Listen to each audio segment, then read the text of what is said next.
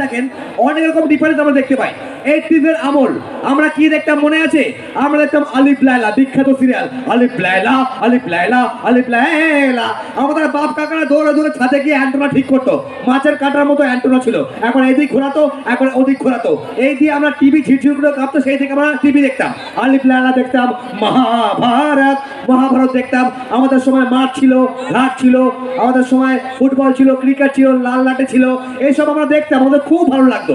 আগেকার যুগে মাস্টার মশাই আমাদের যা পেরাতো আমাদের এমনি নেটওয়ার্ক ধরা পড়ে যেত, কিন্তু আজকালকার যুগের মাস্টার মশাই উল্টে স্টুডেন্টদের কাছে মার খাচ্ছে।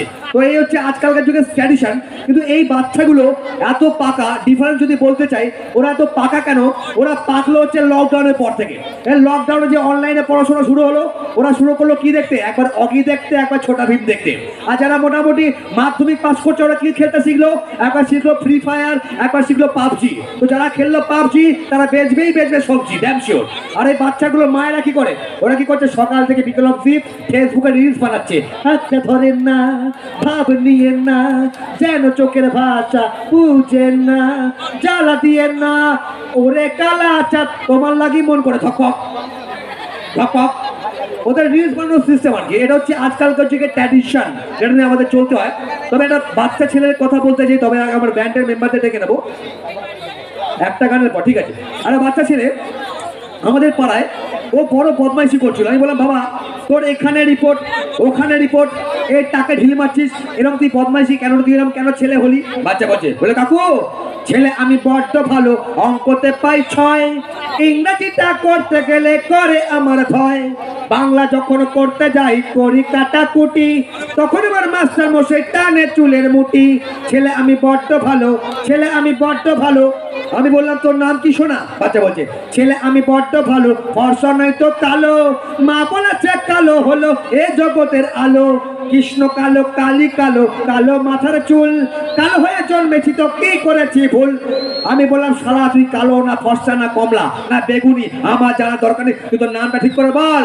বাচ্চা বলছে ছেলে আমি বড্ড ভালো, ফর্সা নয় তো কালো, বাবা মার নাম রেখেছে খেদা গোবিন্দ মালো, একটু তালি দিয়ে ফেলো, একটু তালি দিয়ে ফেলো। আমি বললাম বাবা বাংলা মিডিয়াম না ইংলিশ মিডিয়াম? ছেলে বলে আমি ইংলিশ মিডিয়ামে পড়ি। বাবা বলেছে বাংলা মিডিয়ামে পড়লে হয় টোটো চালাবি নয় সারা সবজি বেচবি, তুই ইংলিশ মিডিয়ামে ভর্তি করবি ইঞ্জিনিয়ার ডাক্তার হবি। তো যাই হোক ইংলিশ মিডিয়ামের কবিতা টুইঙ্কেল টুইঙ্কেল লিটল স্টার ঠিক করে বল। বাচ্চা বলছে, বলে কাকু twinkle twinkle yo yo twinkle twinkle, আরে টুইঙ্কেল টুইঙ্কেল লিটল স্টার, বড় হয়ে আমি যাব royal bar, whisky brandy it's so high, one pack beer with chicken fry. Twinkle twinkle twinkle twinkle, বলে আতা গাছে তোতা পাখি বল। বাচ্চা বলছে আতা গাছে তোতা পাখি, নারকেল গাছে ডাব, পিঙ্কিকে আমি ভালোবাসি কি করবে ওর বাপ, সরি গুনি টুইঙ্কেল টুইঙ্কেল, সরি গুনি টুইঙ্কেল টুইঙ্কেল। লাগলে ভালো ছোট করে তালি, আশীর্বাদ ভালোবাসা তার সঙ্গে থাকবে আমাদের আশা। একবার এই আমাদের মনসা মাতা কমিটি অর্থাৎ প্রাণ প্রতিষ্ঠা কমিটির জন্য একবার জোরে হয়ে যাক তালি সকলে মিলে। Let's a big hand for Manasa মাতা প্রাণ প্রতিষ্ঠা কমিটি, যাদের সৌজন্য এখানে আসা, যাদের প্রতি রয়েছে ভালোবাসা। তো আসুন ব্যান্ডের মেম্বার অর্থাৎ আমার it's an every mission of LCM musical event group, তাদের প্রত্যেক মেম্বারকে মঞ্চে ডেকে নিচ্ছি। আপনারা চলে আসুন এবং সঙ্গীতের জগতের পরবর্তী শিল্পীকে মঞ্চে আমন্ত্রণ জানানোর